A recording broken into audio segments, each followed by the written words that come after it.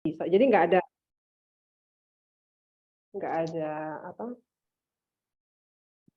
nggak ada nggak ada kendala yang berarti sebetulnya kalau misalnya kita memang mau mulai gitu.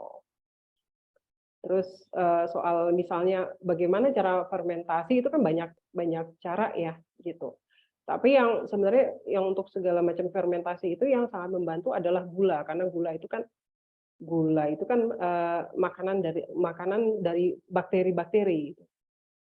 Makanya kenapa kalau misalnya kita lagi sakit atau apa itu, jangan konsumsi gula terlalu banyak itu, apalagi misalnya cancer.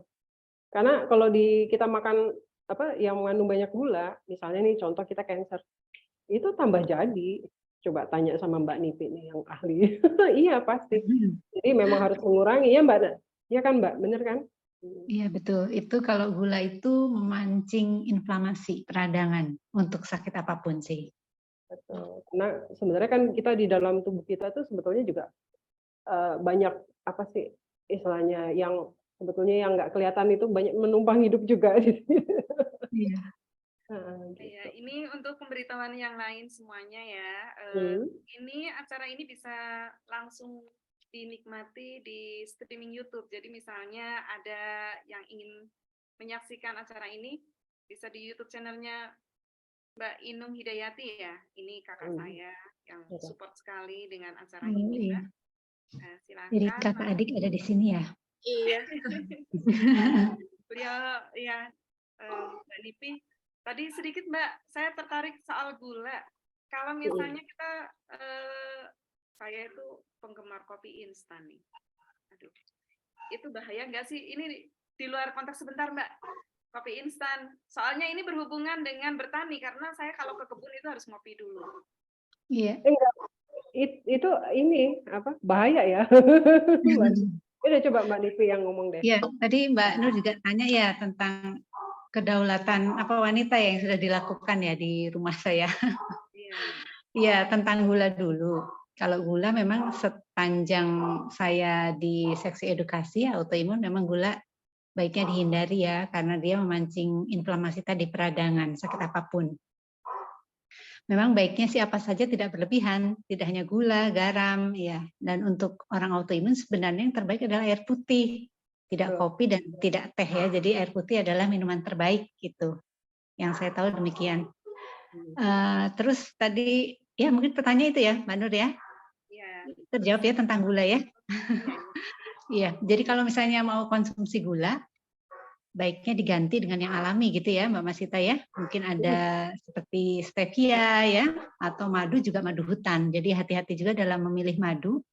Karena tidak semua, ya madu itu bagus ya. Kadang-kadang kalau kita tidak pandai memilih, mungkin ada yang campur dengan gula juga pada akhirnya yang dijual. Mungkin trik-trik tahu asli atau tidaknya bisa dilihat di YouTube ya Mbak. Iya, betul. Terus tentang tadi Mbak tanya kedaulatan pangan ya. Kalau saya lakukan di rumah tuh masih simpel nih Mbak Masita, Mbak Nur, ini Bapak Ibu sekalian. Yang jelas kalau dari dulu yang saya lakukan yang sudah, itu saya selalu memilah-milah sampah. Jadi kalau yang botol-botol plastik itu dipisahkan sendiri. Jadi kalau pemulung ambil di rumah saya itu sudah rapi, sudah bersih gitu dari dulu saya lakukan. Jadi di belakang tuh udah numpuk, nanti reguler pemulung datang untuk ngambil. Jadi saya memudahkan mereka di situ daripada ngorek-ngorek sampah di depan yang masih tercampur-campur, biasanya sudah pilah-pilah. Nah itu yang saya lakukan dari dulu dan kemudian yang sudah saya lakukan saya buat ekoenzim sendiri. Jadi kalau untuk keperluan rumah tangga memang tidak murni pakai itu, tapi saya campurkan dengan sabun yang ada atau juga kadang-kadang kalau berlebih dan mohon maaf kadang-kadang tetangga juga belum tahu ini apa ya. Jadi kalau berbagi juga mereka bingung gitu meskipun sudah dikasih petunjuk bisa untuk apa saja, untuk pupuk dicampur berapa campurannya. Jadi kadang-kadang kalau yang berlebih suka saya siram juga ke tanah karena kan itu juga membantu untuk tanah secara umum ya. Jadi apa yang dibuat itu tidak sia-sia lah. Kalau misalnya tetangga atau teman belum paham kegunaannya itu bisa saya pakai sendiri, juga bisa disiram di tanah untuk membantu supaya bumi ini lebih baik. Begitu ya Mbak Masita ya, fungsi ekoenzim salah satunya. Jadi kira-kira itu yang baru saya lakukan. Kalau tanam menanam sebenarnya tadi sudah dijelaskan tentang alat yang sangat mudah ya. Kalau di rumah sebenarnya saya lihat cukup lengkap. tinggal istiqomahnya saja nih kelihatannya nih Mbak Nur, Mbak Masita untuk saya. Karena kadang-kadang kalau lagi semangat dilakukan, tapi memeliharanya itu tuh kadang-kadang lama nggak ditengok, wah ternyata ini udah mulai mati nih. Jadi memang perlu disiplin dan kontinu dalam bertanam. Iya. Nah sekarang saya timbul satu pertanyaan nih dari saya yang sedang saya hadapi nih Mbak Masita, Mbak Nur. Nah, Ini saya entah musim hujan atau apa tuh saya mulai kedatangan bekicot.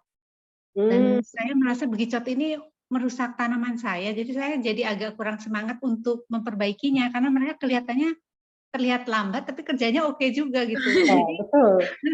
kayak Bisa kemarin dimakan, bisa dimakan. kemarin Kalau tuh jauh-jauh teman dari Jogja kirim ini kunyit hitam ya. Jauh-jauh dari Jogja tapi ternyata daunnya sudah habis sama ini Bekicot. sama bekicot dan beberapa tanaman saya yang lain. Jadi bagaimana nih Mbak cara untuk mengatasinya? Apakah betul dengan disiram garam seperti waktu saya masih kecil atau bagaimana ya? Karena sebenarnya kalau dibunuh juga kan saya nggak tega juga. Kira-kira apa yang saya harus lakukan? Nah itu Mbak pertanyaan dari saya. Terima kasih sebelumnya.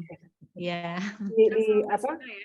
Kalau apa di sekitar biasanya bekicot tuh kalau musim hujan itu dia akan berlindung, dia naik gitu ke atas tanaman, ke pohon.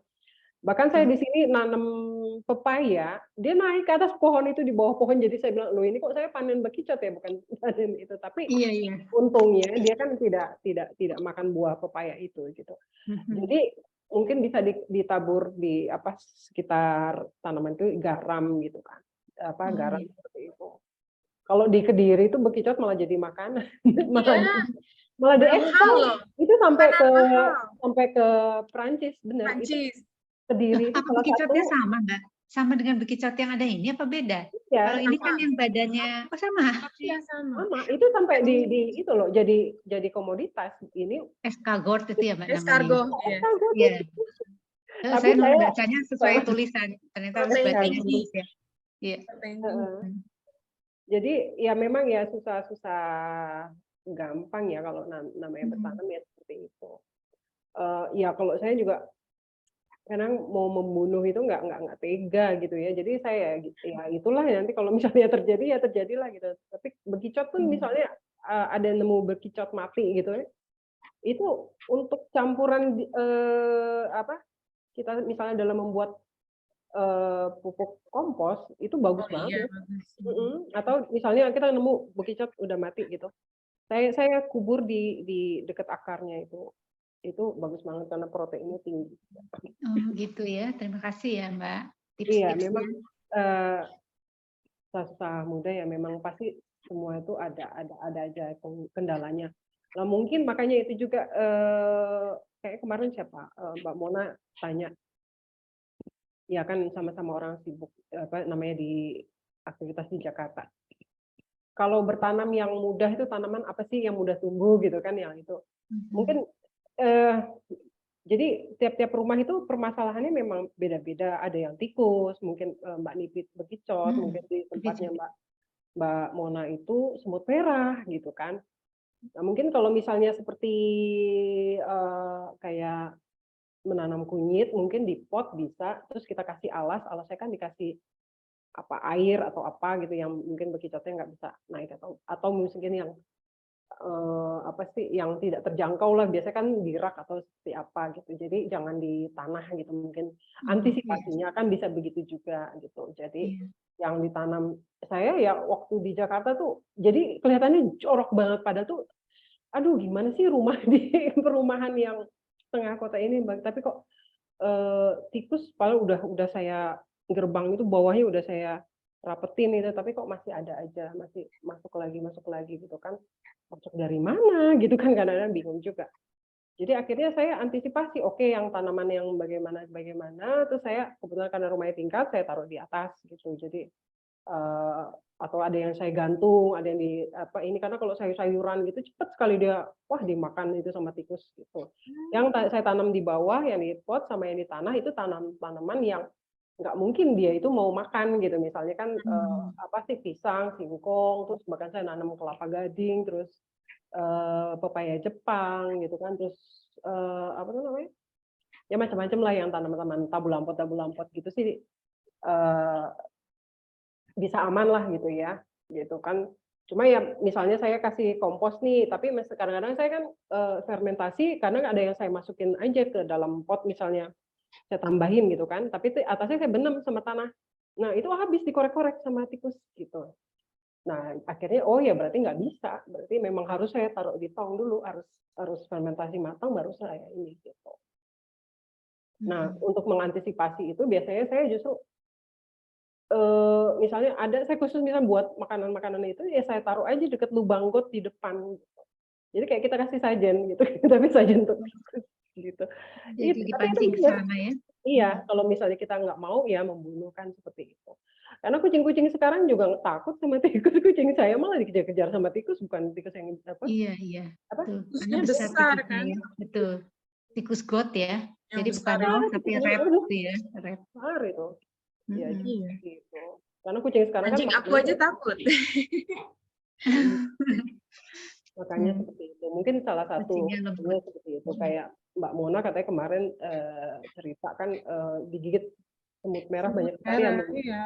karena bikin kompos itu. Waduh, saya bilang saya merasa bersalah juga nih. Jadi gimana nih ngasih tahunya gitu sih. Ya itu ya jadi permasalahan di setiap rumah ya tergantung lingkungan kita memang bisa beda-beda gitu kan, karena misalnya saya bertanam di Jakarta tuh saya bertanam di Kediri itu juga bisa beda karena apa? Struktur tanah, terus cuaca atau segala macam, tanah di sini berpasir seperti itu, bagaimana mengantisipasinya, terus karena misalnya itu cepat sekali, misalnya kalau lagi panas tuh jadi tanah tuh kayak keras gitu, tapi kalau lagi habis hujan ya enak gitu kan. Ya jadi ya pinter-pinter gitu, pinter-pinter kita gimana bertanamnya. Mhm.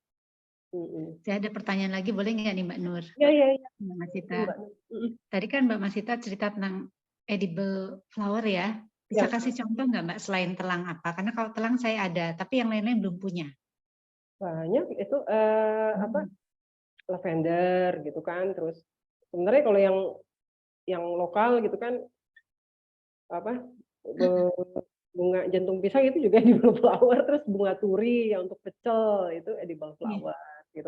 Kalau kita Bunga ngomong pepaya. soal bunga pepaya gitu, saya ada semua itu di sini gitu. Iya. Saya Terus punya jadi yang kayu melati, saya konsumsi loh Mbak. iya, nggak apa-apa. Saya Melati. jadi itu Melati bisa ya? Iya, melati saya ada bisa, melati. mawar. Ada melati Belanda. Aku ada melati banyak. Mau deh. Itu bisa untuk teh, Mona. Bisa Terus untuk apa? untuk teh. Oh, melati. Oh iya teh melati ada ya. Melati. Iya. Saya Emang kadang-kadang makan juga Mbak. sayur. Bunga kenanga.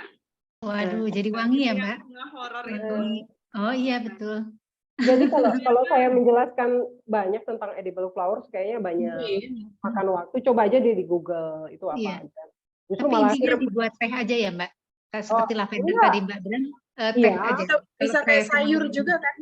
Bisa Oh, untuk kalau lavender itu bisa untuk kue misalnya. Kita kan kita blender terus untuk apa? Jadi kan misalnya kue tapi rasa lavender kan keren gitu. Kalau bunga telang kan pasti udah banyak lah kita Iya betul. pakai untuk agar-agar atau apa Iya. atau apa saya gitu, Nasi bahkan juga bisa ya Mbak, nasi bumbu umum. gitu kan, gitu seperti itu. Jadi banyak apa yang bisa dimanfaatkan. Jadi saya di sini nanam ada kemarin ada bunga matahari juga, bunga matahari sih paling untuk ini aja ya, untuk menghalau apa sih supaya juga lebah-lebah datang atau apa kan ke situ gitu kan. Oh iya banyak lebah tuh di pohon melati. Ya, Direbutan. Karena wangi ya. Iya. Karena wangi ya Mbak Ipon. Wangi Diambil dia ya. sarinya mereka. Itu kalau Iya. lagi berbuka, banyak. bunga wijaya kusuma itu juga bisa dikonsumsi. Wijaya kusuma bisa ya? Iya. Itu digoreng di tepung itu juga enak. Oh iya. Seru Jadi, ya Mbak. banyak. Kita googling aja ya Mbak jenisnya. Lain kali mungkin bisa kita bahas mungkin soal edible flowers tapi khusus itu bisa. Iya. Soalnya kalau itu Soalnya nanti kalau nggak hati-hati kan kita takut beracun ya Mbak. Berarti kita googling aja ya harus Mbak tahu dulu jenisnya. dong. Iya. Banyak macam. Kenanga itu saya kalau lagi batuk, bunga kenanga ini aja kembang kenanga diseduh, tapi diminumnya anget-anget ya. Hmm.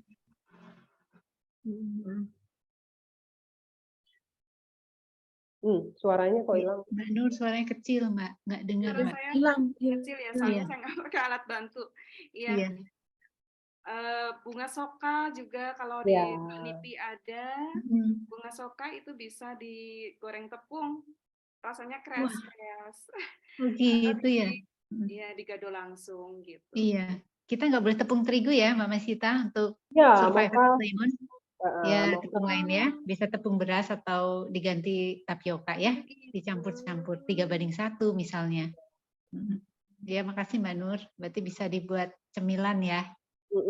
bisa. Daun melati boleh ini nggak konsumsi? Daun melati sih enggak ya kayaknya. Oh. Terus murbei itu bunga bukan bunga ya, buah murbei itu bagus juga. Buah Iya, saya ada murbei, tuh Mbak nanam. terus itu daunnya juga yang muda-muda itu bisa di sayur. Iya, jadi teh juga bisa ya, Mbak.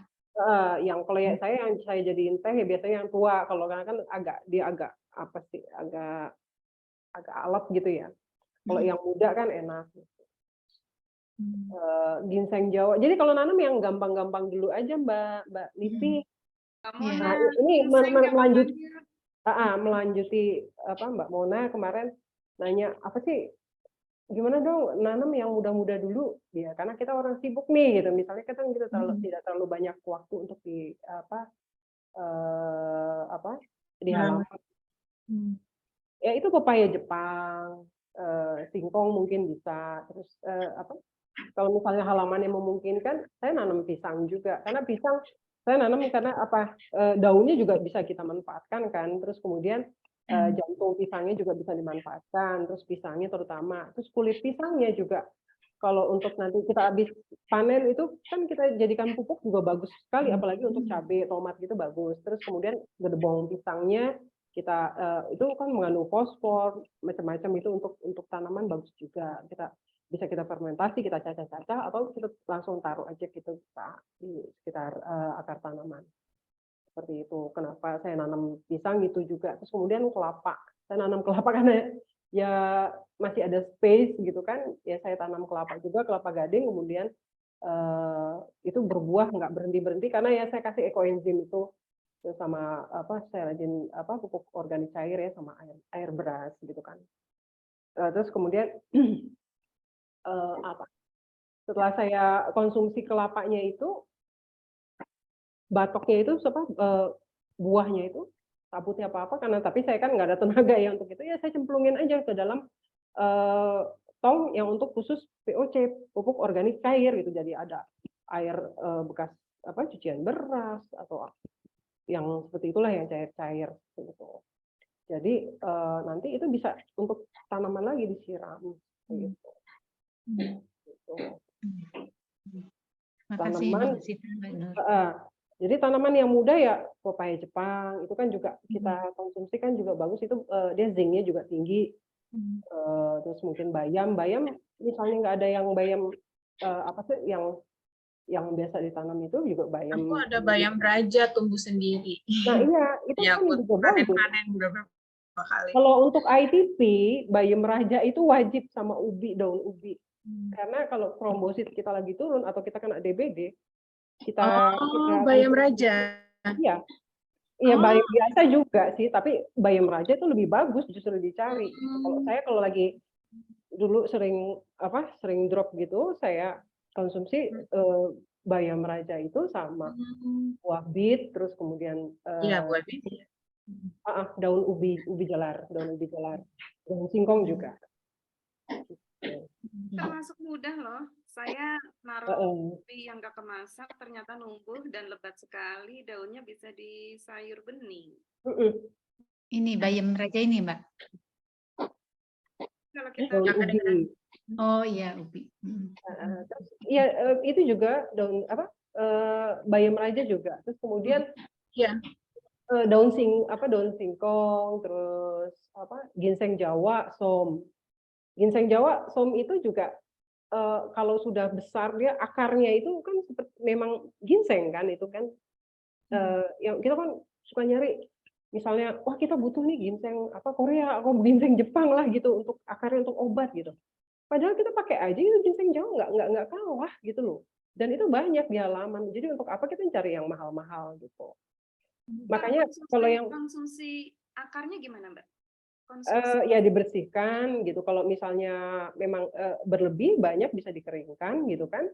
Bisa dikeringkan terus bisa ditumbuk atau biarkan aja kering seperti itu terus kemudian atau langsung aja seger. Kalau saya sih karena senangnya seger ya saya nggak senang saya kalau yang dikering-keringin gitu. Kalau nggak terpaksa banget saya senangnya yang seger. Ya udah dibersihin gitu terus udah digeprek, dijemur, direbus gitu, direbus ya udah kita minum gitu. Sama aja kalau misalnya kita butuh itu. Tapi kan jangan juga berlebih gitu kan. Untuk konsumsi kita, misalnya kita lagi drop, habis sakit atau apa seperti itu. Tapi ya kalau untuk tahu lebih lanjut mungkin Google kalau bagaimana ininya kan ada takaran-takaran seperti itu. Ini ada Mas kawan saya juga dari Mas Setiaji, selamat datang. Ini kawan dari Kediri juga. Selamat pagi, Mas Setiaji. Selamat pagi semua, terima kasih nih. Ini Mas Setiaji juga pegiat ini dia apa herbal gitu terus kemudian juga pengobatan apa ya alternatif gitu ya Mas ya. Apa minuman herbal apa segala macam gitu juga. Ya, belajar mengembangkan, melestarikan warisan leluhur. Iya. Kapan-kapan Monggo, siapa kalau mau kapan ke Kediri, silakan mampir di lereng Gunung Wilis. Terima kasih Mas Setiaji bergabung dengan kami. Nanti kapan-kapan berbagi ilmunya ya. Gabung duet dengan Mbak Masita. Iya. Siap. Iya, makasih Mas. Ada lagi pertanyaan? Boleh nambah, mau komen bukan nanya sih. Oh iya, Yang gimana? soal sekop itu, kan kalau tanahnya keras kan nggak bisa. Nah, aku kemarin sih pengalaman, aku pakai ini, karena dari mama tuh banyak peralatan masakan warisan. Oh iya. Terus ada yang nggak dipakai. Aku kan nggak makan daging, jadi ada pisau daging besar itu. Jadi aku pakai itu, karena tanahnya kan sempat keras. Nggak bisa kan kalau pakai skop biasa. Jadi aku belah tanahnya itu, ngocok-ngocokinnya tuh pakai pisau daging. Ya sebenarnya sih apa aja lah yang ada dulu di rumah gitu kan. Garpu raksasa tuh nggak kepake, nggak tahu itu buat apaan. Aku pakai buat tanah. Ya, kreatif juga ya. Iya itu namanya kreatif. Perempuan yang berdaulat itu. Iya, amin. Ya hebat Mbak. Tiada rotan akar pun jadi ya Mbak ya. Mbak Mona ada lagi? Mungkin di rumah Mbak Mona ada tanaman apa lagi? Selain bayam raja itu sih melati, terus banyak aloe vera banyak. Banyak kayaknya mungkin bisa dibilang permakultur kali ya. Aku soalnya kayak yang dibilang tanaman nggak berguna, aku biarin sih karena ada beberapa yang justru membantu tanaman lain tuh jadi bisa tumbuh karena tanah yang keras tadinya ada si tanaman ini apa sih namanya itu apa sih kalau yang orang buang-buangin itu gara-gara mereka justru tanahnya tuh jadi lebih subur justru. Jadi aku paling mengontrol banyaknya mereka aja. Dan ada yang cantik-cantik juga, jadi aku biarin ngerayap gitu, ada bunganya, bagus banget. Padahal yang biasanya orang buang. Oh iya. Nggak apa-apa karena gini, semakin banyak tanaman juga kan mengurangi rumput-rumput liar juga dan itu kenapa tanah jadinya gembur karena kan dia mecah dengan akarnya itu kan masuk ke dalamnya dia mecah gitu kan. Rumput liarnya sih aku biarin, paling aku kontrol. Jadi ada mungkin lebih dari 6 jenis rumput, aku nggak ngerti nama-namanya, tapi aku lihat beda-beda gitu. Udah biarin aja, paling dipotong-potong. Oh, berarti akarnya dibiarin. Nanti berebut sama tanaman yang lain ya, Mbak? Kalau yang mendekati tanaman yang aku tanam sih itu aku cabutin. Tapi kalau yang di luar itu paling dipotong-potong aja sih. Ini kan tanamannya juga banyak boleh dikasih ya orang. Paling beli pernah beli tapi belum sempat ditanam beli biji. Ya, kita lanjutkan ya, Mbak Oke. Masita. Iya, Saya punya catatan lagi ini. iya. Pentingnya dalam berkedaulatan pangan itu apakah kita harus memperhatikan pemilihan bibit? Karena kadang saya bibit tanaman untuk saya ya, bibit tanaman itu kadang-kadang ya cabai yang nggak kemakan, nggak terkonsumsi, ternyata dia numbuh sampai numbuh gitu saking ini ya kita buang ternyata dia numbuh yang asal-asalan gitu ternyata tumbuh cabenya itu Bagus. ya ada yang bagus tapi ada juga yang Iya. kecil seperti saya gitu kok kecil banget. Loh, Jangan ke situ, jangan ke Nah, situ. seberapa Nggak penting penting. dalam pemilihan bibit Ya. itu Mbak? Apakah memang sebaiknya itu bibit yang harus beli ke toko pertanian atau kita sebetulnya bisa juga memanfaatkan yang ada di rumah gitu? Kalau untuk dalam lingkup halaman, saya pikir kan apa yang ada di depan kita itu bisa. Jadi kan kecuali ya memang kayak untuk di sawah gitu, kalau kayak saya gitu, karena justru saya kekurangan apa benihnya gitu kan, berarti kan saya harus cari. Tapi biasanya pun misalnya pun saya sampai harus membeli, itu saya cari yang memang benar kualitasnya bagus dan itu benar lokal gitu. Kenapa lokal? Karena semua yang lokal itu akan lebih mudah untuk tumbuh dan bagus. Risiko kegagalannya itu kecil karena sesuai dengan iklim yang ada gitu. Jadi sesuaikan dia benihnya asalnya misalnya dari mana gitu kan, tapi masih di Indonesia gitu kan. Misalnya itu ya yang ditanam itu ya akan lebih bagus misalnya daripada benih yang misalnya orang jual tapi itu benih impor gitu. Kita juga nggak tahu kualitasnya atau apa. Dan memang kan lebih bagus kita mempertahankan semua yang lokal kan dari asal dari Indonesia gitu kan gitu. Kali ya Mbak, biasanya kita pilihnya masyarakat kita itu tertariknya import loh ini loh. Ya itu yang harus diubah itu justru itu karena sebetulnya itu mungkin mindset yang salah ya dari dulu gitu loh, maksudnya dari ya itu kita tuh selalu bangga dengan semua bahkan sampai benih ya mungkin ya branded luar gitu. Padahal orang luar aja sebetulnya sangat terkagum-kagum dengan Indonesia itu. Jadi yang harus diubah itu paradigma itu. Itu juga yang kemarin saya bahas sama Mbak Siti Rubaidah waktu kemarin saya ada diskusi juga bahwa kita itu memandang ini soal ini ya, soal alam. Bahwa kita itu memandang misalnya alam semesta atau apa itu sebagai objek gitu, itu salah, itu juga salah. Sama juga ketika tadi soal benih, nah itu kan berarti paradigmanya juga yang harus diubah. Kok ngapain kita bangga gitu, orang yang di deket-deket aja ada kok banyak gitu kan, ngapain kita pilih yang impor gitu kan, orang yang cabai asli Indonesia aja bagus gitu, kenapa kita harus cabai yang dari luar kan, seperti itu. Nah kalau untuk memilih misalnya ini dari yang ada yang di dapur kita nih cabai, kayak dari biji-bijinya kan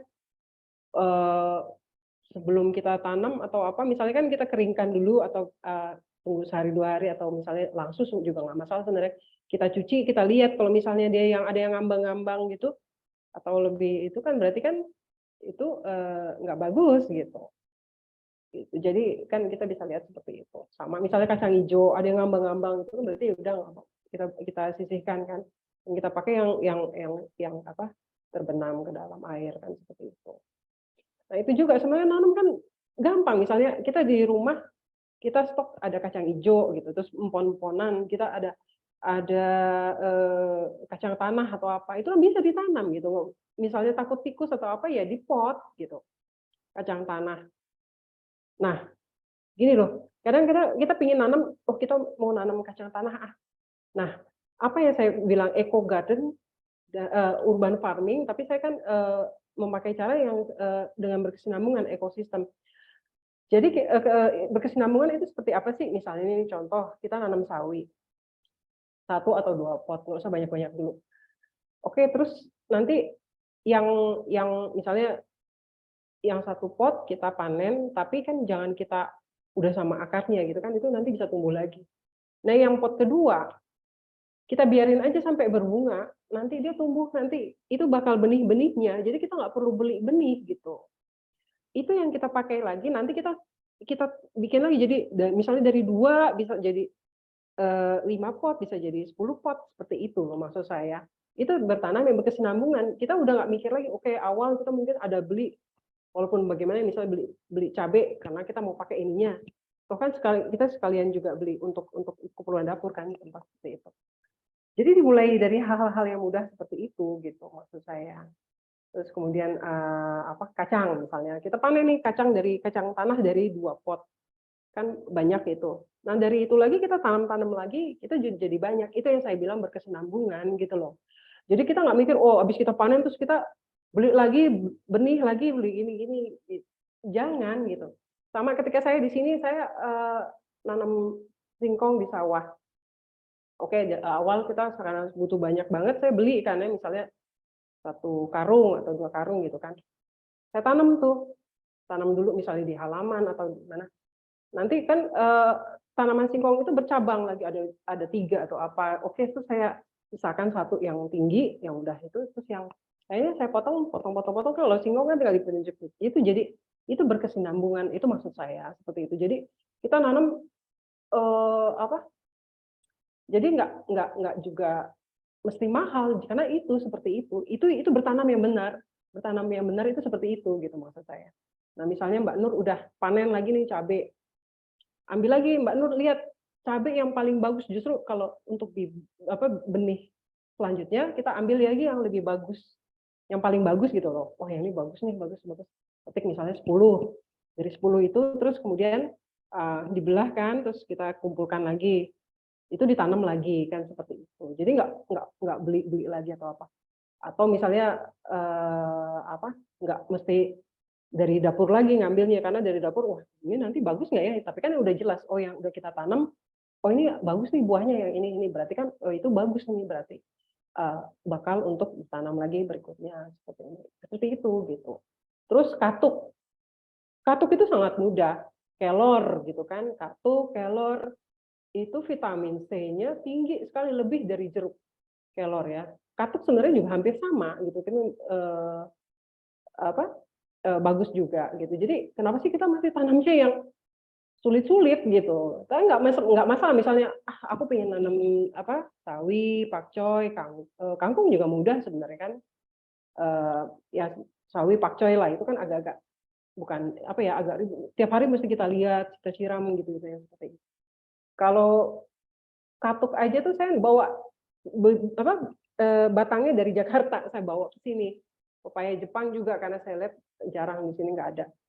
Terus saya tanam di halaman belakang waktu musim kemarau. Ya kadang-kadang suka lupa, ada yang kering atau apa, tapi yang kebanyakan itu bertahan gitu loh. Jadi perawatannya itu jauh lebih mudah gitu kan. Seperti itu. Terus nanam pepaya, misalnya kita makan buah pepaya, ya udah itu kita tanam kan bisa, daunnya kita bisa makan. Kadang-kadang tahu jadi ada yang jadi buah, ada yang jadi pepaya bunga pepaya ya, seperti itu gitu. Jadi semuanya tuh mulai dari yang mudah-mudah, kenikir, kemangi gitu kan. Tanam kenikir. Oh ya, bunga kenikir itu bisa juga untuk campuran teh. Biasanya saya campur sama melati apa kenikir itu bunganya. Nah, misalnya kita tanam kenikir nih 1-2 pohon, kan nanti dia berbunga banyak, terus ada benih-benihnya, kita bisa memperbanyak lagi. Contohnya itu yang namanya berkesinambungan. Itu namanya kenapa taman saya beri nama Eco Garden, yaitu berarti maksudnya sesuai dengan ekosistem gitu. Jadi jadi itu memperbanyak dengan segininya, itu loh yang bertanam yang benar gitu. Jadi itu betul-betul berdaulat kalau kayak gitu ya, memanfaatkan. Iya, gitu. Jadi maksudnya kita nggak beli lagi gitu loh maksudnya. Gitu. Malah kita bisa berbagi, misalnya, kenikir lagi banyak ini benihnya apa-apa. Ya udah ada yang teman, aku mau mulai bertanam ya, udah nih kasih, gitu kan gitu. Dari yang hal-hal yang kecil gitu aja bisa. Gitu. Jadi itu namanya sedekah alam.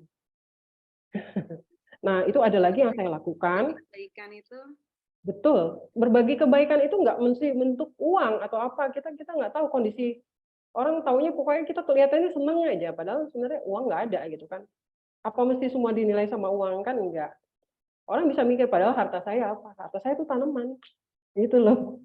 Uang mungkin nggak usah dibilangin. Tapi ya udah gitu, saya kan karena saya fokusnya ke situ ya, jadi ya sambil kita kan nggak tahu ya, kayak kemarin pandemi, saya sebelum pandemi udah bertanam, atau pandemi gitu kan, sampai orang-orang sekitar saya ya, keluarga saya, mami apa segala macam yang lain, aduh untung ya bertanam ya, lagi pandemi gini, keluar ini, nanti kirimin itu dong, oh iya ya nggak apa-apa itu kirimin ini apa-apa gitu kan, karena saya suka berbagi kan seperti itu. Gitu. Menarik sekali itu tanaman di Mbak Heeh. Masita. Panennya itu juga udah bukan hanya konsumsi untuk sendiri, bisa dibagi untuk tetangga ya. Kalau Ya saya kalau misalnya apa kita perlu apa enggak gini loh. Itu juga bisa bukan bisnis ya, tapi maksudnya kita perlu kan kita memang fokusnya di situ. Kalau saya ya pertama. Ya saya jual juga gitu. Saya jual. Oh ya perlu ini. Jadi saya jual dengan harga yang sama, tapi kualitas saya lebih bagus karena apa? Saya bertanam secara alami gitu. Dan misalnya pun saya nanam di sawah nanti, saya misalnya ada hasil, saya nggak mau pakai label organik atau apa, karena itu kan juga perlu apa sih kayak legalitas seperti itulah apa gitu. Tapi Sertifikasi jual, gitu ya, Mbak? ya betul. Jadi saya jual ya dengan harga biasa, karena apa? Itu bentuk kepedulian saya bahwa orang harus bisa menikmati makanan yang sehat. Tujuan saya juga bertanam seperti itu. Saya menjual dengan harga yang hampir sama aja gitu dengan yang biasa ditanam, harga pasaran gitu. Tapi mereka bisa menikmati benefitnya lebih dari itu. Apa tadi Mbak Nur? Maaf tadi saya nyerocos terus dari gimana? udah Ya. nyampe. Sepertinya saya pengen nimbrung juga nih Mbak Masita. Oh iya. Ya, perkenalkan ini saya Inung ya. Oh iya. Saya senang sekali sebetulnya bisa bergabung dengan Omaha 27 kalau nggak salah ya namanya ya. Saya karena selama ini kan berkecimpung di dunia pendidikan ya, tapi saya merasa bahwa komunitas ini sangat penting gitu, sangat penting untuk pendidikan anak-anak gitu. Selama ini kan anak-anak sepertinya nggak terlalu peduli gitu ya dengan tanaman ya. Di lingkungan saya terutama, kalau di tempatnya Mbak Masita mungkin udah beda lagi, tempatnya Mbak Nipi juga mungkin beda ya. Tapi kalau di tempat saya ini anak-anak kebanyakan cuek gitu ya, cuek terhadap tanaman-tanaman. Misalnya yang paling familiar gitu ya di rumah itu kan, di lingkungan itu mungkin selain tanaman-tanaman bunga juga seperti tadi kenikir, kemudian sirih gitu ya. Sirih ini kan manfaatnya banyak banget. Dan sirih ini Bentar. Bisa videonya bisa di ini? oh ya, mohon maaf, ini videonya sudah saya hidupkan ini sebetulnya. Ini sudah on cam ya, sudah on cam, cuma memang munculnya begitu gitu. Tapi ini on cam, jadi bukan off cam gitu, on cam. Nggak apa-apa terus. Ya, mohon maaf. Ini karena saya kan di jalan tadi, jadi agak kerepotan gitu. Kenikir, daun sirih. Jadi gimana cara mengedukasi anak-anak agar mereka dekat dengan tanaman gitu ya. Kalau sirih kan selama ini mereka taunya sirih hanya untuk kepentingan tertentu ya, padahal manfaatnya banyak sekali, untuk minuman juga bagus gitu ya. Tapi mereka sepertinya cuek gitu. Bahkan kalau saya melihat sirih itu kan kalau dibiarkan itu memanjang gitu ya, merambat kemana-mana gitu. Ini kalau misalnya kita mangkas sirih, ini yang kedua, pertanyaan kedua mungkin ya. Kalau kita mangkas sirih gitu, kita termasuk yang zalim apa enggak sih? Maksudnya mau mangkas-mangkas gitu, sementara nanamnya sulit banget gitu. Jangan-jangan termasuk kategori yang tidak ramah lingkungan gitu. Seperti itu Mbak Masita. Karena pengetahuan saya tentang tanaman memang masih sangat minim. Jadi mungkin pertanyaan ini sangat sangat sederhana gitu ya, tapi menurut saya sangat penting. Gitu Mbak Masita. Terima kasih. Itu sangat bagus pertanyaannya. Ya kalau dibilang zalim ya enggak lah. Gini, apa?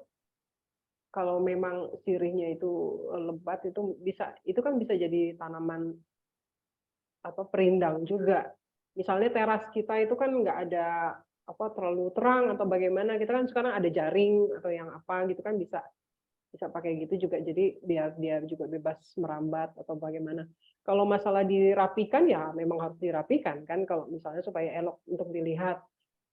Kita bisa panen itu, terus kemudian apa untuk supaya lebih awet kita bisa simpan mungkin di kulkas atau bagaimana, terus bisa kita bagi juga ke tetangga, siapa mungkin tetangga yang mau bertanam atau apa kan seperti itu. Jadi ada gunanya juga untuk orang lain gitu. Jadi ya kalau dipangkas ya nggak masalah, saya pikir. Masalah ya. Kemudian bagaimana agar anak itu apa ada Kepedulian. gitu. Jadi anak-anak ini kadang-kadang kan apa cari yang dia kesukaannya apa, misalnya tanaman apa, misalnya dia bilang aku pingin dong nanam tomat misalnya seperti itu. Kasih tanggung jawab aja dia, coba nanam 1 pot aja. Itu caranya. Tanam 1 pot, coba tiap hari Adek ini bikin apa siram, terus ini terus hasil pengembangannya apa, contohnya loh, ini contohnya segitu, nanti tinggal apa pinter-pinternya Mbak Inung aja bagaimana. Misalnya jadi perkembangannya bagaimana, entah di foto atau apa, itu akan jadi kebanggaan dia nih nanti, terus taruh misalnya di Instagram media, atau misalnya nggak ada sosmed ya udah di foto atau dibikin kayak mading, zaman dulu kan ada mading tuh gitu kan. Ini hari pertama, ini hari kedua, hari ketiga, hari keempat seperti itu. Saya itu sebenarnya waktu kemarin ya, waktu saya sebelum kepikiran untuk ke Kediri, memang rencana saya pengen kayak kemarin kawan-kawan tuh banyak permintaan. Nanti bikin workshop dong misalnya khusus untuk nanam ini gini gitu kan. Ya nggak apa-apa gitu kan, atau nanti untuk anak-anak gitu kan misalnya, tapi minimal 10 orang atau apa gitu. Tapi saya belum apa sih waktu itu karena terhalang pandemi dan lain-lain. Terus kemudian juga saya masih ada kesibukan bertanam di Kediri ya masih tertunda, mungkin bisa suatu saat bisa terrealisasi. Jadi kalau untuk anak saya rasa seperti itu. Jadi dia juga merasa melakukannya dengan senang, tidak merasa seperti beban gitu kan. Ya seperti itu caranya, misalnya apa yang tanaman yang dia suka coba dikasih tanggung jawab gitu. Bagus-bagus kalau misalnya anak itu mau ikut bantuin mama dong, misalnya tiap sore nyiram gitu, tapi kan kadang-kadang anak ya gitu, tapi boleh juga dicoba gitu kan sambil ini, yuk bantuin mama mangkas-mangkas dong gitu, yuk apa sama-sama kan seperti itu, oh ini gini-gini gitu Mbak. Kalau misalnya jadi gini, banyak hal yang saya lakukan, misalnya gini, saya punya banyak sekali apa biji telang atau apapun, jadi saya jalan misalnya kemana itu istilahnya apa itu namanya ya. Jadi saya sebarin aja gitu loh. Misalnya saya jalan pagi atau apa. Istilahnya gitu, ya udah biar tumbuh dia, biar ini gitu. Teman-teman di Jakarta juga banyak yang kayak begitu, misalnya ada atau biasanya kawan-kawan yang apa sering naik gunung pecinta alam atau apa gitu yang kadang-kadang seumuran kita aja masih sering naik gitu kan, atau ya seperti itulah gitu kan, kayak saya kan seneng outdoor activity atau apa segala macam. Itu di tas itu ada, itu pasti biji apa, orang nggak tahu ya gitu, kita sebarin aja gitu, cek sambil lewat gitu. Itu sebetulnya kan itu sedekah juga gitu loh. Ini kok atau di pinggiran sungai atau apa, nggak perlulah saya bikin event-event, oh ini acaranya Mbak Masita, yuk kita ini bertanam gitu. Bagi saya ya begitu sih bisa sih ya, tapi ya kalau saya ya udahlah kita lakukan aja sendiri gitu kan. Gitu. Jadi kayak di sungai kemarin tanam apa misalnya ada jati atau apa, ya udah tanam jati atau apa yang kira-kira bagusnya di pinggir sungai atau seperti apa gitu. Jadi apa yang berlebih di tanaman kita nggak apa-apa, kita misalnya tanam di mana gitu, atau di pekarangan di sekolah atau pekarangan di komplek gitu yang taman gitu yang bisa orang nikmatin juga sama-sama. Gitu. Atau kalau misalnya itu mau jadi penghasilan ya kan bisa kita ke depan misalnya tanaman saya berlebih ya itu saya jual gitu. Bisa langsung, bisa online gitu. Yang saya lakukan juga itu karena saya kan fokus di situ. Jadi saya juga harus memikirkan bagaimana pemasukan untuk apa yang saya lakukan gitu. Ya, tapi juga jadi saya pilih-pilih, yang ini saya bisa bagi-bagi, yang ini untuk saya jual, yang ini jadi seperti itu.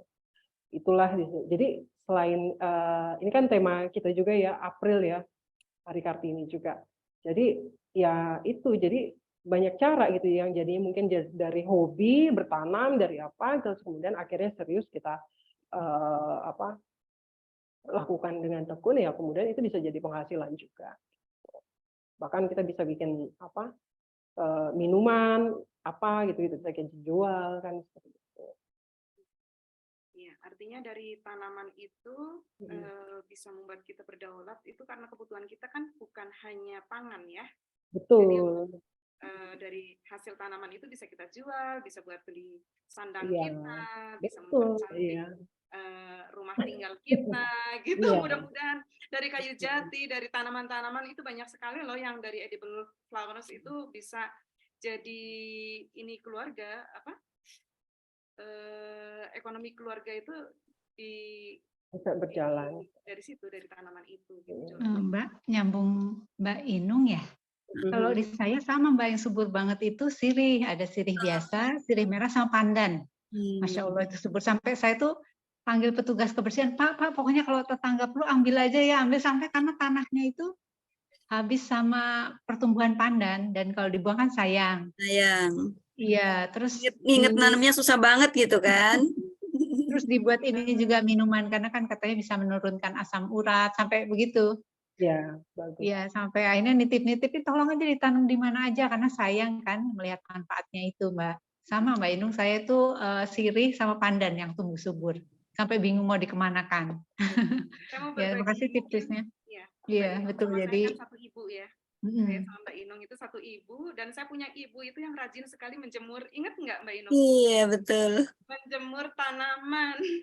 Jadi kalau ibu saya masih ada, mungkin itu daun-daun sirih itu mungkin dijemur, dikeringkan, dan airnya dimasukkan ke toples atau di packing dalam plastik-plastik. Nah, itu ternyata di toko online Mbak Masita itu banyak dijual. Daun pandan kering. Pandan kering. Ya, betul. Itu bisa untuk teh juga. Terus daun sirih itu dikeringkan, kita jual online bisa. Sirsak juga kan Mbak, saya ada tuh Mbak, sirsak. Kan daun-daunnya kalau di swalayan juga dijual tuh. Plastik besar. Saya biasa konsumsi itu. Saya tanam sirsak juga kan di Jakarta ya. Itu saya konsumsi juga terutama saya waktu pas lagi tahun 2010 itu lagi drop banget kan sampai saya pikir saya ini bisa bertahan hidup apa enggak gitu kan karena wah banyak banget jadi banyak ini sekali cobaan gitu istilahnya jadi saya minum itu terus aja daun sirsak gitu bagus. Nah, ada pertanyaan nih Mbak, timbul pertanyaan masalah daun tadi kalau misalnya kita buat teh manfaatnya itu sama atau tidak sama kalau misalnya daun itu masih segar dengan kering bagaimana Mbak? Minta pendapatnya. Sebenarnya lebih gini ya kalau dikeringkan kan pasti kan ada yang menguap, ada yang itu. Kalau saya pribadi saya lebih senang yang segar. Kalau kita bisa menikmati yang segar, kenapa kita harus pilih yang sudah dijemur gitu. Tapi kalau misalnya memang berlebih dan memang kita ada waktu atau bagaimana kan dan memang kita mau bisa manfaatkan itu untuk dijual ya kenapa enggak gitu kan manfaatnya ya kan hampir sama aja cuma mungkin kan kalau segar kita misalnya pakainya itu cuma 2-3 helai kalau misalnya kering kan misalnya agak misalnya 5 atau 6 kan gitu. Saya lebih senang semuanya itu yang segar sebetulnya tapi kalau misalnya dikeringkan ya nggak masalah gitu kan inti manfaatnya kan tetap ada sama gitu. Iya, mau nanya lagi boleh nih Mbak? Iya boleh dong, masa enggak? Ini kesempatan ya, bisa tanya-tanya sampai nanti akhir sesi ya. masalah dikeringkan nih Mbak, pengalaman Mbak tuh dijemur kah? Sekarang kan musim hujan ya, apakah pakai dehidrator atau maaf di oven begitu? Minta pengalamannya gimana Mbak? Itu bisa pakai. Mbak Masita, saya mau berbagi. Silakan. Silakan Mbak. Saya pernah pakai oven ini Mbak, mengeringkan cabai. Karena apa ya, cabai waktu itu murah, harga cabai murah, terus cabai di halaman juga ada, jadi sama saya dipanen, terus itu saya nyoba. Suaranya kecil sekali kayaknya. Ya, saya coba memanfaatkan yang di halaman, terus karena memang teman jual juga lagi murah, dia hasil panen sendiri, sama saya coba dikeringkan pakai oven. Dan ternyata setelah itu saya langsung udah dingin ya, sama saya di blender Mbak Nipi, tanpa air ya, di blender, ya udah dimasukkan ke toples. Jadi ketika masak tinggal ditabur-tabur itu. Tapi saya nyobanya hanya sekali, tapi itu pengalaman yang berharga banget karena segitu rumah jadi bau cabai. Jadi bentuknya seperti cabai bubuk kalau di mie instan ya Mbak ya, bentuknya iya. akhirnya. Oh ya. Nah mungkin kalau Mbak Masita mungkin lebih banyak lagi pengalamannya. Ya terima kasih Mbak Nur. Ya. Kalau saya kebetulan makanya itu, saya kurang suka yang dikering-keringkan. Tapi sebetulnya kalau misalnya kayak contohnya kayak gitu, cabai banyak berlebih, ya nggak apa-apa, bagus itu kalau dikeringkan seperti itu. Mau dijual lagi juga bisa kan, misalnya apalagi saya juga mikir kayak gitu nih, kayak kemarin harga cabai bagus, saya kan udah panen ya berapa kali. Ya belum terlalu banyak cabai yang saya tanam tapi di sawah, tapi istilahnya masih bisa lah, misalnya panen 1 kilo 2 kilo gitu kan, masih terus nambahin terus nih saya tanaman gitu. Nah kemarin harga jeblok itu cuma berapa, 16.000 per kilo atau apa ya, ngenek juga ya. Tapi teman bilang gini, loh di Surabaya cabai harganya 100.000 loh per kilo gitu. Oh ya gitu, tapi kan di sini mungkin ya beda antara, karena Kediri juga salah satu kota yang memproduksi itu untuk pengasup istilahnya gitu kan, jadi mungkin harganya beda. Nah ketika kemarin itu mau dijual tapi harganya juga lagi nggak bagus, ada yang kemudian kilo saya tuker aja sama warung deket rumah itu yang langganan saya gitu. Saya mau beli telur tapi saya mau barter sama cabai dan mau gitu, ya udah saya barter aja, daripada waktu itu harga cabai cuma berapa, telur harga sekitar berapa itu 26 27 kan, sekitar waktu itu. Jadi mau ya oke gitu kan, jadi kan sama-sama senang gitu kan, sama-sama oke gitu kan. Terus pernah lagi saya bisa juga seperti itu dikeringkan seperti itu, tapi saya memilih untuk saya blender, terus kemudian saya bikin untuk cabai botolan gitu, terus kemudian ada yang saya jual tuh, ada yang sambal ebi gitu kan, sambal baby cumi gitu kan, apa gitu kan, itu sebenarnya bisa gitu. Itu yang makanya saya sesalkan kalau misalnya ada orang bertanam, terutama petani gitu ya. Ya mungkin saking marahnya begitu ketika harga jatuh dan memang yang ditanam itu adalah homogen gitu. Itu harga jatuh, tomat dibuang aja gitu atau apa. Saya bilang, aduh ini siapa sih provokatornya? Saya tuh paling nggak suka seperti itu. Ini pasti ada yang nggak tahu, biasanya apa, ada mungkin ada ormas atau apa gitu yang ini. Tapi kan gini, kita harus memperhatikan juga gitu petaninya itu sendiri, bahwa loh kalau misalnya kayak gitu ya udah kan dibarter bisa gitu, atau misalnya tomat itu bisa dikeringkan gitu kan, keringkan bisa jadi selai, bisa jadi manisan, bisa jadi macam-macam gitu loh, yang harusnya bisa bermanfaat gitu. Ya harusnya jangan sampai, walaupun misalnya ada yang harga jatuh atau apa, ya jangan seperti itu.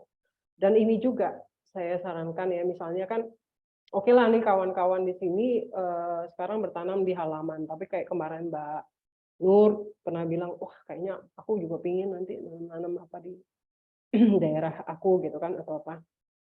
Kalau bisa kalau menanam jangan homogen. Kenapa? Ya itu, sakit hati sendiri juga kalau misalnya pas harga jatuh atau apapun, ketika kita misalnya mulai memproduksi gitu kan. bertanam yang benar itu adalah ya jangan homogen. Kalau misalnya walaupun tetap ada yang dominan, misalnya kita lebih banyak tanam cabai sama pepaya contohnya gitu, seperti yang saya lakukan, atau sama singkong. Tapi ya kita tetap tanam juga yang lain gitu. Kenapa? Ya itu balik lagi ke ekosistem gitu. Ketika kita nanam dalam satu jenis itu misalnya ada wabah apa itu yang kena, ya itu karena ekosistemnya nggak seimbang gitu loh. Hama apa gitu. Nanam sayur juga misalnya nanam pakcoy atau apa, misalnya ini di kebun atau di tanah, diselingin sama bunga-bunga apa, terus sama misalnya ada serai atau apa, terus kenikir, kemangi. Kenapa kenikir, kemangi? Saya seneng banget. Itu baunya kan juga wangi ya. Itu juga kadang-kadang hama juga nggak mau deket gitu loh. Lebih kuat, tidak rentan gitu, tidak rentan. Bahkan kemangi itu misalnya kita ada hama apa misalnya, bisa kita remes-remes gitu, kita taruh di tanah di pot itu bisa juga gitu. Supaya hama nggak itu, atau misalnya kita rendam, kita semprot gitu kan nanti untuk daunnya itu misalnya kita nanam apa, cabai atau apa itu, tapi kok ada lalat buah atau apa ya, atau apa seperti itu. Itu bisa jadi pestisida alami juga gitu. Terus daun pepaya itu juga bisa jadi pestisida alami gitu. Jadi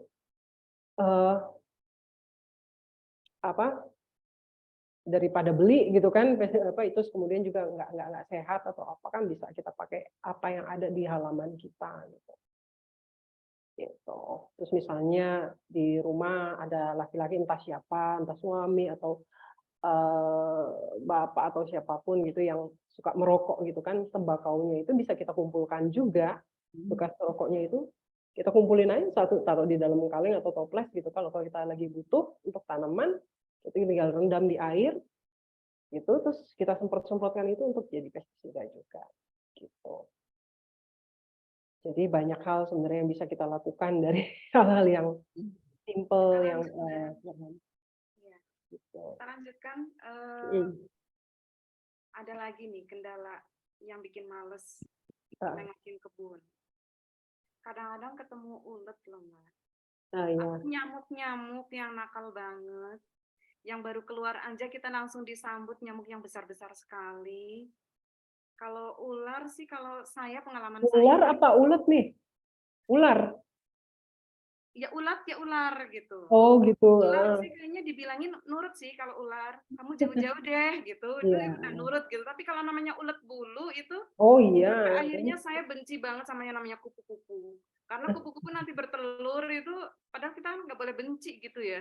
Tapi kok kayaknya, soalnya telurnya itu kadang-kadang dalam satu daun itu, kayaknya itu telur kupu-kupu gitu ya.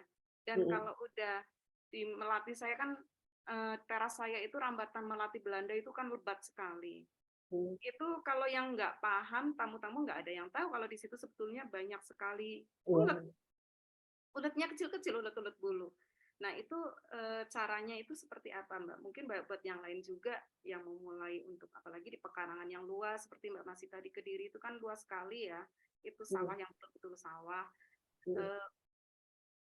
Bagaimana sih caranya agar kalau kita bertani itu terhindar dari gigitan serangga, gigitan ya seperti tadi ya nyamuk ya ulet bulu, atau juga dengan binatang-binatang buas seperti itu tadi ular. Itu pernah bertemu seperti itu, caranya bagaimana? Ular saya ngomong ya, itu sampai pernah masuk rumah di sini, terus di halaman rumah saya kebetulan waktu itu berapa kali ada. Bagaimana caranya? Saya nggak pernah bunuh. Cuma waktu itu pernah ada ya, kalau nggak salah tukang ya, kebetulan akhirnya pakai tukang karena kan kewalahan juga bersihkan halaman waktu awal karena masih penuh dengan macam-macam lah gitu kan. Terus akhirnya saya bilang, wah jangan dibunuh, tapi terpaksa waktu itu, wah ini harus saya bunuh Bu. Kenapa? Terus dia mana, udah mati katanya, karena ini jenis viper katanya itu kalau misalnya gigit kita, jadi memang berbisa, kita pasti mati. Dan itu memang terjadi waktu itu di kampung tetangga, tapi ya sudahlah. Dan saya waktu itu pernah lihat sendiri juga, kalau saya pribadi sih saya nggak mau bunuh, tapi paling tidak ya udah biarkan dia pergilah gitu. Tapi gimana caranya supaya nggak ada ular lagi kan gitu.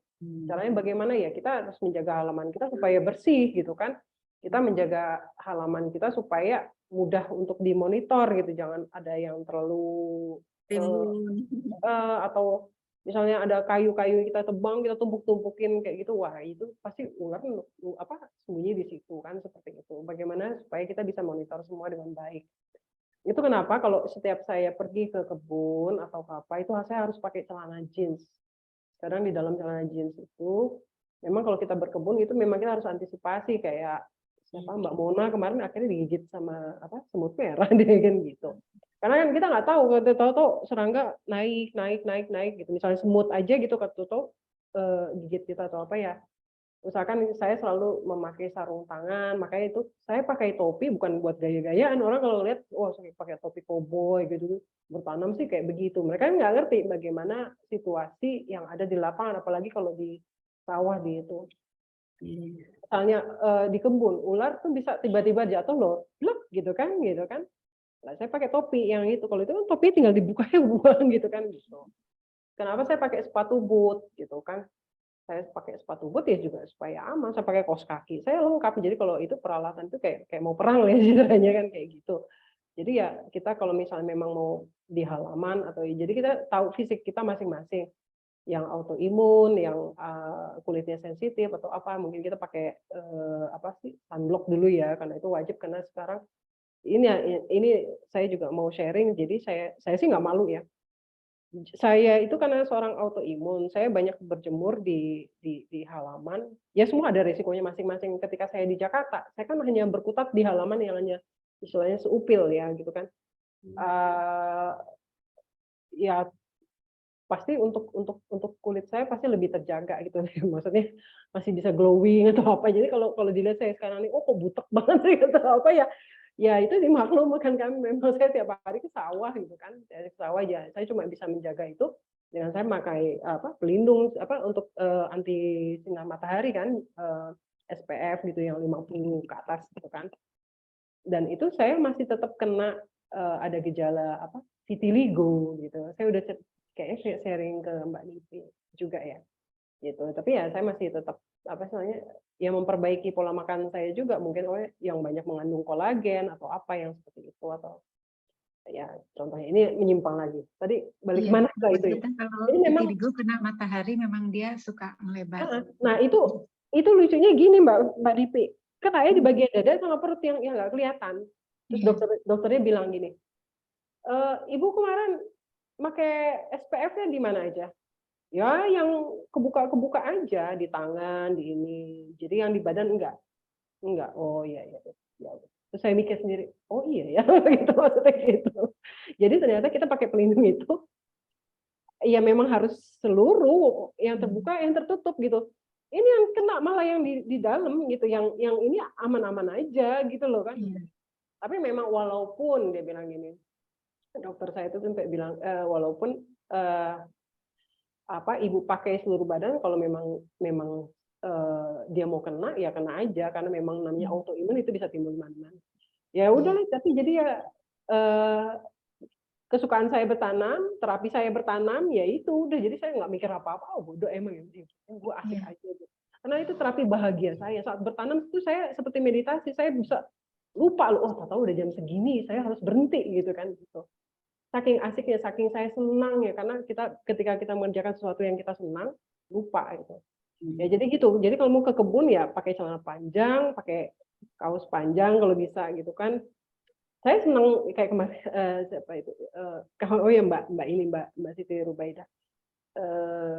Saya kan lebih banyak pakai jarik sebetulnya. Senangnya waktu di Jakarta gitu kan. Tapi ketika di sini saya nggak bisa, saya harus pakai celana jeans karena situasi gitu. Kayaknya saya lihat waktu itu ularnya kobra deh, dan itu benar gitu di halaman gitu. Jadi ya saya, waduh, ini bahaya ini. Tapi saya lihat ularnya kemana? Oh ke situ.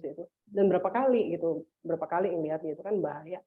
Jadi memang harus semua bersih, harus semua kelihatan, harus setiap hari saya sapa. Paling nggak kalau kita nyapa itu kan saya siram-siram dulu. Kalau ada ular kan dia pasti pergi kalau kita siram dari jauh gitu kan gitu. Karena memang di sini kan masih desa banget. Jadi di halaman belakang rumah saya itu hutan kecil. Itu ada pohon jati tinggi besar apa segala macam. Dan itu yang nanam almarhum papi saya. Ini papi saya nih, fotonya ini papi saya, almarhum bapak saya. Jadi dan ada sungai gitu. Jadi memang ya pasti ular itu sangat kemungkinan ada gitu kan. Jadi ya harus hati-hati. Kalaupun misalnya saya ke sungai juga saya pakai sepatu boot. Gitu. Kadang-kadang saya suka bersih-bersih sampah plastik di belakang. Karena yang saya sedihkan adalah sungai itu udah nggak ada ikannya lagi. Sekarang saya nggak ngerti apa karena dipotas atau apa gimana. Tapi dan batu ada di dalam di sungai itu penting karena batu itu tempat ikan untuk bertelur, tempat ikan juga untuk bertahan ketika arus deras. Jangan pernah memindahkan batu yang ada di sungai. Jadi menyimpang ya gitu. Jadi kalau di kota masalahnya cuma tikus, bekicot ya. Kalau di sini ular. Oke, ada pertanyaan lagi? Tahu cara mengantisipasi ketika bertemu dengan binatang-binatang seperti itu kan lebih semangat lagi untuk bertanamnya. Gitu. Jadi tahu triknya. Oh iya tadi ya ulet ya belum saya bahas. Ya itu mungkin jangan dibiarkan terlalu rimbun. Terus kemudian ya itu rajin dipakai pestisida alami lah.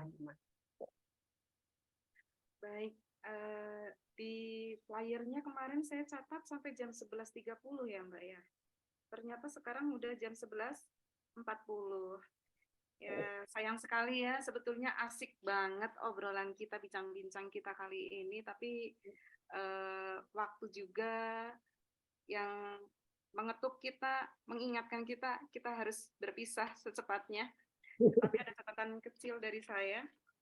Sekian dulu ya Mbak ya, nanti kapan-kapan kita sambung ya. Ini gimana untuk sama sekalian nih, saya ngomong sama kawan-kawan, terutama siapa Mbak Inung, Mbak Nipi yang lain.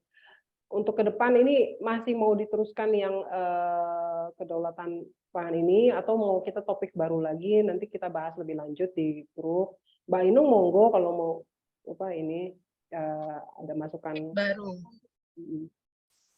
baru ya udah gitu. Boleh nanti mungkin disondingkan dengan tema-tema yang bersentuhan dengan pendidikan biar mengedukasi masyarakat secara luas ya. Mbak ini Mbak Nur gimana Mbak Nur? Intisarinya tadi. Nanti kalau misalnya disandingkan dengan Mbak Inung, topik-topiknya masukannya karena memang monggo kalau mau. Iya. Tujuan kita memang mengedukasi masyarakat kan agar cinta bertani. Boleh nanti mungkin disandingkan dengan tema-tema yang bersentuhan dengan pendidikan biar mengedukasi masyarakat secara luas ya.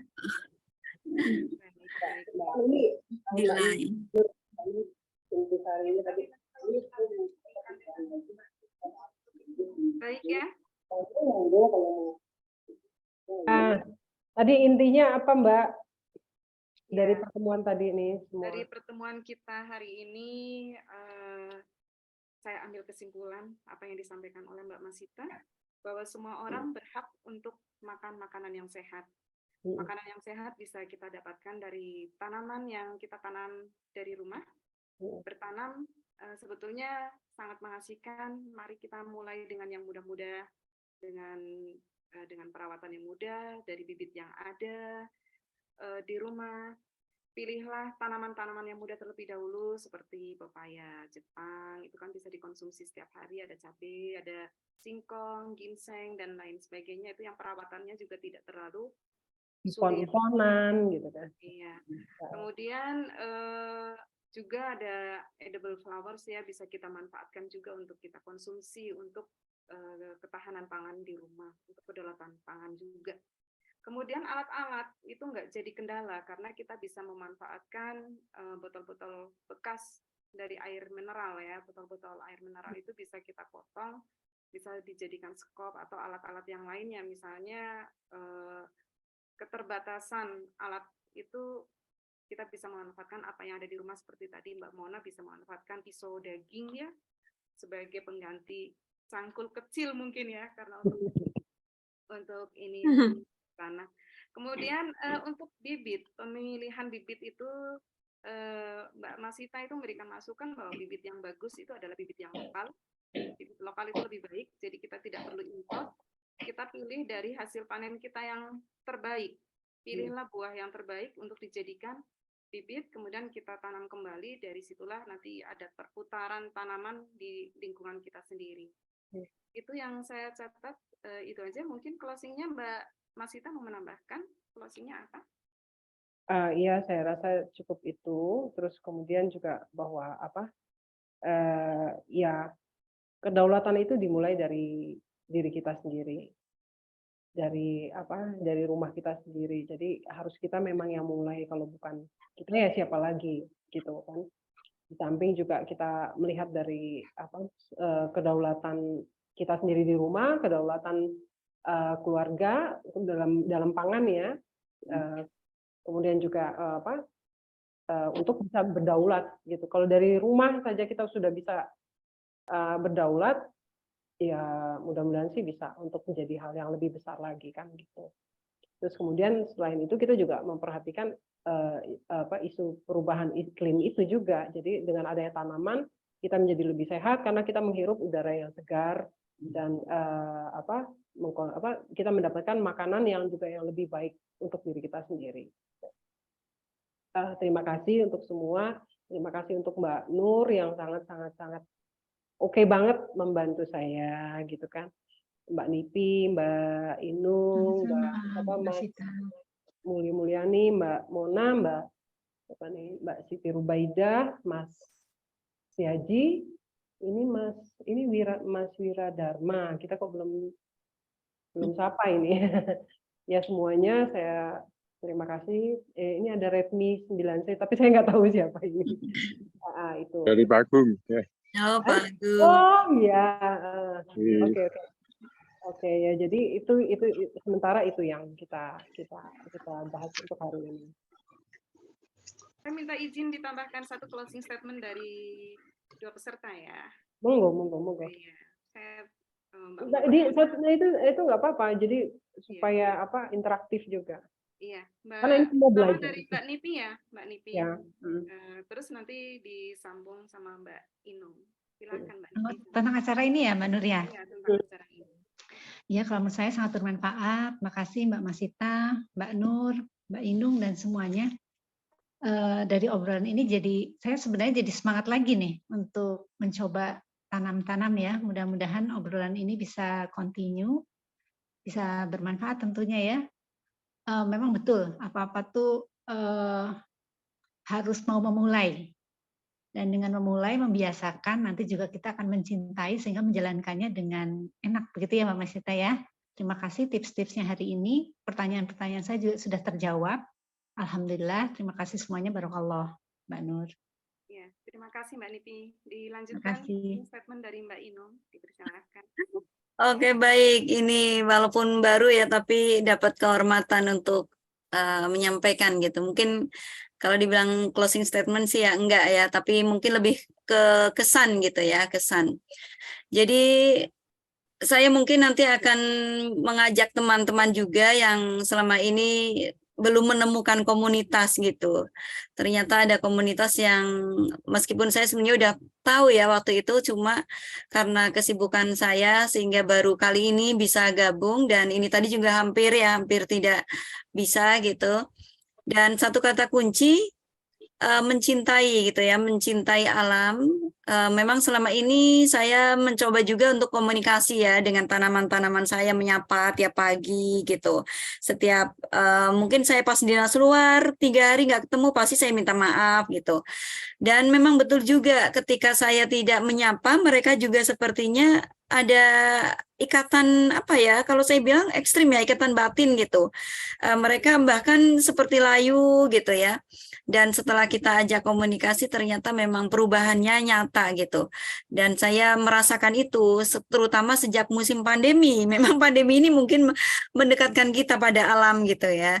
Mungkin itu saja, dan ini siapa tahu juga teman-teman yang sama memiliki pengalaman seperti saya akan semangat gitu ya menemukan komunitas ini, sehingga ke depan nanti kami bisa banyak bergabung dan banyak belajar dari Mbak Masita, dari Mbak Nipi, dari Deas, dan semuanya gitu yang sudah pada banyak pengalamannya. Mungkin itu saja, terima kasih ilmu-ilmu yang sudah di-share, dan ini sangat bermanfaat, mudah-mudahan berkah ya, berkah untuk kita semua. Terima kasih. Wassalamualaikum warahmatullahi wabarakatuh. Waalaikumsalam warahmatullahi Ini wabarakatuh. ada yang mau menambahkan nggak yang dari apa laki-laki, Mas- bapak-bapak? Iya, dari Pak Setiadi apa Atau Pak siapa Mas Mulyana Monggo. atau Mas Setiaji? Mbak Masita, teman-teman, ini pertama kali saya ikut kegiatan perempuan membicarakan ketahanan pangan ya. Ya, Pertama tentu berbahagia ya di antara para perempuan hebat, dan Iya. ketahanan pangan ini memang harusnya menjadi tanggung jawab kita bersama. betul. Ya. Kita ini sebenarnya kalau Nusantara harusnya bukan isu ya, karena tanah kita sangat subur, aneka macam hayati, nggak hanya hayati ya, termasuk yang pendukungnya ya, hewan-hewan pendukungnya, bakteri-bakterinya. Cuman kan mungkin karena selama ini sudah sering diberi kimia jadi rusak ya ini, sehingga terjadi ancaman ya. Kalau alami saya kira liar. Suaranya hilang. Halo? Hilang suaranya. Aduh, sayang sekali ya. Ya udah deh. Ya, sayang sekali. Mungkin suatu saat bisa disambung kembali di acara yang akan datang. Jadi pertemuan kita kali ini kita tutup sampai di sini. Terima kasih yang luar biasa ke teman-teman semua. Mohon maaf apabila ada yang terlupakan untuk disapa. Kita jumpa kembali di lain waktu. Salam sukses, bahagia, sehat, sejahtera semuanya. Mudah-mudahan amal ibadah kita semua diterima Allah dan untuk semesta. Assalamualaikum warahmatullahi wabarakatuh. Waalaikumsalam. Pamit ya Mbak Masita, Mbak Nur, Ya, Mbak saya Ibu, pamit juga. semuanya. Ini Bapak nanti Ibu, saya pamit ya. Di record ya tadi? Iya, sempat kerekam meskipun tidak full, karena tadi saya betul-betul tidak bisa. Sambil nyetir tadi agak kesulitan. Mau masukkan ke YouTube saya nanti. Oh iya. Iya, nanti saya lihat lagi ya Mbak. Terima kasih semuanya. Mohon pamit. Mudah-mudahan Terima bermanfaat kasih ya. Mbak Siti Ya, Rubaida. terima kasih. Itu Mbak. Terima kasih semua. Ya, penuh berkat. Muli dan Pamit lain-lain. ya, Mbak Sita. Terima kasih. Terima kasih banyak. Ya. Terima kasih Mbak Inu.